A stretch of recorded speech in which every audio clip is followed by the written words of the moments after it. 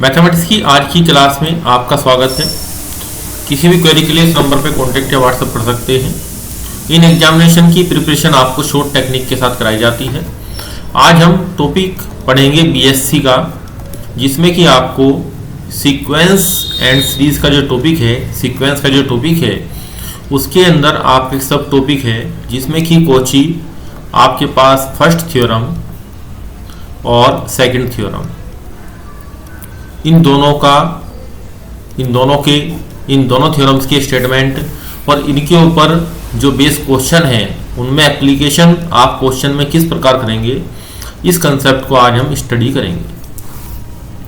तो देखिए, Kochi first theorem इसका जो स्टेटमेंट है उसको हम रीड करेंगे और इसको समझना अत्यंत महत्वपूर्ण है।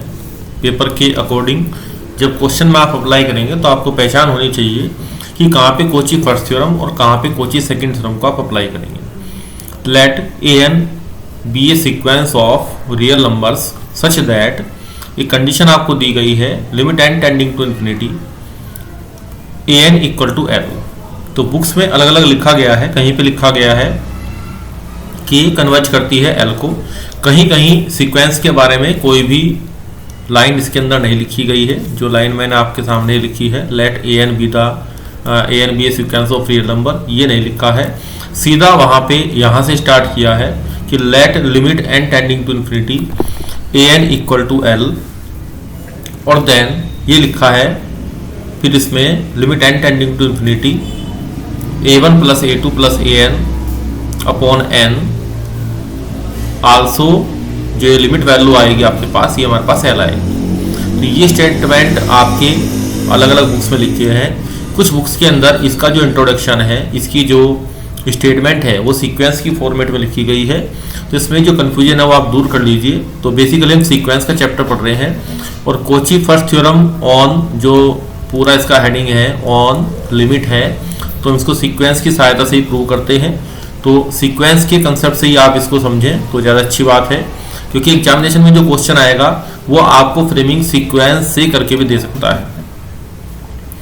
तो जो कृष्णा पब्लिकेशन बुक है उसमें ये जो स्टेटमेंट है वो केवल लिमिट से स्टार्ट किया गया है, क्योंकि वो काम करता है Kochi first theorem on the limit पे ही। तो इस चीज़ को आप ध्यान रखें कि हमें सीक्वेंस, मैं बार बार स्ट्रेस दे रहा हूँ कि सीक्वेंस के कंसेप्ट से Kochi first theorem on the limit को आपको रीड करना है सीक्वेंस के कंसेप्ट से। तो ये चीज़ आपको क्लियर हो गई होगी।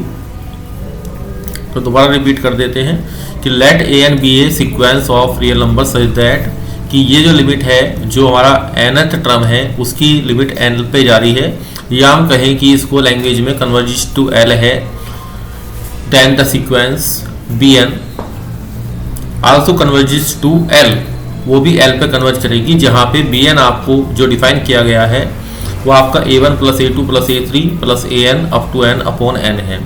तो बेसिकली ये जो bn हमारे पास आ रहा है ये अर्थमेटिक मीन है, किसका? Arithmetic mean of a1 a2 और an का।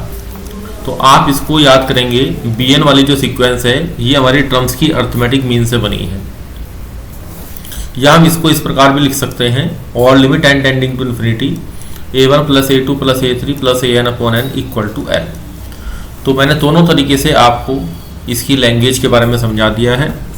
तो कुछ जगह बुक्स के अंदर जो bn सीक्वेंस है इसका भी उसमें जिक्र नहीं करता, पहली लाइन यहाँ तक होती है जो मैंने लिखी है और उसके बाद सीधा ये लिख दिया जाता है। तो जितना भी अलग अलग बुक के अंदर वेरिएशन था वो सारा वेरिएशन मैंने आपको बता दिया कि कहीं पे bn से डिनोट किया गया है, कहीं पे सीधे लिखा गया है, और an के बारे में मैं आपको पहले बता चुका हूँ। तो बेसिकली क्या हुआ, अब आप इसको शॉर्ट में समझें कि जो क्वेश्चंस की फ्रेमिंग आपके पास आएगी उस क्वेश्चन में आप किस प्रकार से देखेंगे। अगर क्वेश्चन में आपको इस तरह की लिमिट पूछी गई है जो आपको यहाँ दी गई है कि यहाँ पे l की वैल्यू क्या आएगी, तो आपको अगर ये अर्थमेटिक मीन की फॉर्मेट में, दो तरह के क्वेश्चन आएंगे, एक में अर्थमेटिक मीन की फॉर्म में दिया होगा और एक में a1 plus a2 plus n की फॉर्म में दिया होगा। तो वहाँ पे अपॉन n से मल्टीप्लाई डिवाइड करने का जो कंसेप्ट है वो हम खुद जनरेट करेंगे। तो फाइनली हमें काम किस पे करना है वो मैंने हाईलाइट कर दिया है, हमें an पे काम करना है कि अगर an की लिमिट हमारे पास कहाँ आ रही है, l पे जा रही है, तो आपकी जो ये समीशन आएगा वो लिमिट भी आपकी l की तरफ कन्वर्ज करेगी। तो यहाँ से हमें क्वेश्चन की पहचान होनी शुरू हो जाएगी कि जहाँ पे सम की फॉर्मेट में कोई चीज़ आपको दी गई है लिमिट के अंदर। तो यहाँ एक बेसिक कन्फ्यूजन भी है 12th के कंसेप्ट को लेके, वो भी मैं आपको बता देता हूँ कि 12th के अंदर आपके पास जो डेफिनेट इंटीग्रेशन हम पढ़ते हैं, definite integration as the limit of the sum, वहाँ भी क्वेश्चन हमारे इसी प्रकार के होते हैं, as the limit of the sum. तो वहाँ क्या है, इन क्वेश्चंस में उन क्वेश्चंस में एक वेरिएशन है कि जहाँ पे उन क्वेश्चंस को हम जो समीशन की फॉर्म में लिमिट दी होती है वो हम definite integral as the limit of the sum की सहायता से फाइंड आउट नहीं कर पाते, तो उनको हम कोची फर्स्ट थ्योरम या कोची सेकंड थ्योरम की सहायता से सोल्व आउट कर लेते हैं। कुछ क्वेश्चन ऐसे आएंगे जो आपके definite integration as the limit of the sum और Cauchy first theorem on the limit दोनों से हल हो जाएंगे। तो दोनों ही चीज़ें हम आपको आज के लेक्चर में सिखाएंगे कि दोनों में क्या क्या अंतर है, कहाँ कहाँ दोनों चीज़ें सेम हैं, कहाँ कहाँ दोनों चीज़ें अलग अलग हैं। अब देखिए एक क्वेश्चन हम इसका डिस्कस करते हैं। क्वेश्चन देखिए, क्वेश्चन आपके सामने है, इसमें limit n tending to infinity 1/n, ये आपका अर्थमेटिक मीन की फॉर्म में दिया गया है। सॉल्यूशन पे ध्यान देंगे किस प्रकार से करेंगे। आप सबसे पहले देखेंगे कि आपको इसको इवैल्यूएट किस प्रकार से करना है। इस क्वेश्चन को देखते ही आपको ये डाउट होगा कि definite integration as the limit of the sum से ये क्वेश्चन किस प्रकार होगा। तो सबसे पहले आप इसमें देख लीजिए कि यहाँ पे अर्थमेटिक मीन की फॉर्म बन रही है, नहीं बन रही है। अगर अर्थमेटिक मीन की फॉर्म बन रही है तो आपको केवल इस लिमिट पे काम करना है कि limit n tending to infinity, ये हमारा an है, इसकी लिमिट हमारे पास क्या है, limit n tending to infinity 1/n है, और n टेंडिंग टू इन्फिनिटी पे टेंडिंग टू 0 होगा। तो ये अगर हमारे पास है तो जो अर्थमेटिक मीन होता है उसकी जो लिमिट आपके पास आएगी वो भी 0 को कन्वर्ज करेगी। तो बी ऑप्शन आपका करेक्ट आंसर हुआ। तो ये आपकी पहचान हो गई इस क्वेश्चन को करने की। अब हम क्या करते हैं इसको, ये मेथड आपका फर्स्ट हो गया। अब जो सेकंड मेथड आपका है उसको हम देखते हैं कि डेफिनेट इंटीग्रेशन, जो मेन कन्फ्यूजन की चीज़ है उसको हम आपको यहाँ पे कोशिश करेंगे सिखाने की। Definite integration as the limit of the sum, as the limit of the sum, यहाँ पे हम इसको देखने की कोशिश करते हैं क्या ये बन रहा है। तो वहाँ पे क्या होता है कि हम जो s बराबर आपके पास है limit n tending to infinity 1/n, इसका होना वहाँ पे ज़रूरी है। और समीशन, इसमें समीशन जो हम करते हैं वो यहाँ पे 1/r आ रहा है, और r की वैल्यू वेरी कर रही है फ्रॉम 1 to n।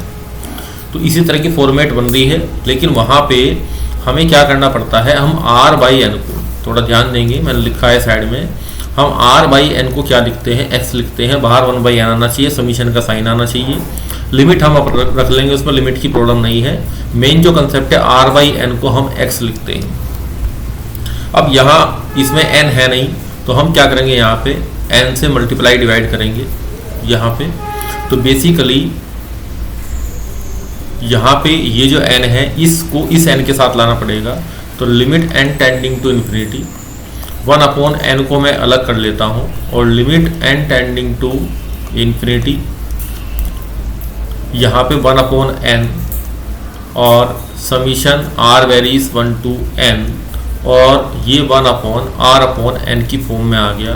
तो यहाँ पे ये जो लिमिट आपके पास आ रही है ये तो आपकी 0 को टेंड होगी, और ये definite integration as the limit of the sum, ये इंटीग्रेशन आपका 0 to 1 में चेंज हो जाएगा, और ये 1/x आएगा, और ये आपका dx आएगा।